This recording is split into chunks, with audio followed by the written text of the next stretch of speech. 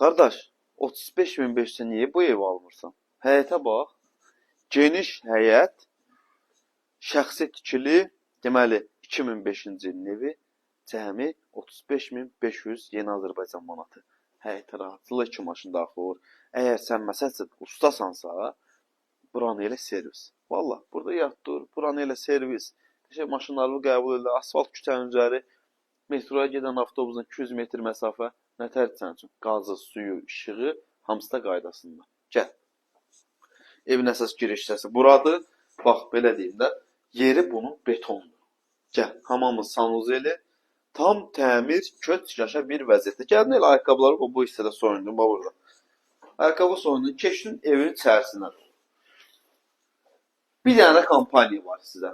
Bu mətbəx mebeli biraz köhnəlmiş mətbəx mebelidir. 35.500-dən endirim etməsə əgər, bu mətbəx mebelini alıb qoyacaq biz sizlərə. Yox, endirim etsə almayacaq, pozulaca qarşı.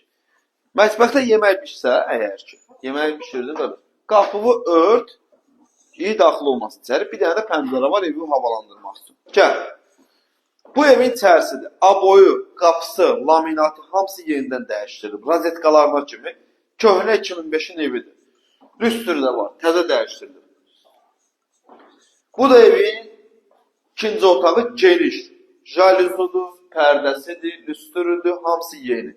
Cəmi cümlətən 35.500 manata sən xırdalanda belə ev tapa bilməzsən. Taparsan, ya yeni krişanın altı olar, ya da həyəti olmaz. Ya da üstündən tok keçər. Yəni, mənfisi olan ev taparsan. Bunda reşotkası da var, xırda para mənfiləri var, o da ciddi məsələlər. Sağ olun, salamat qalın.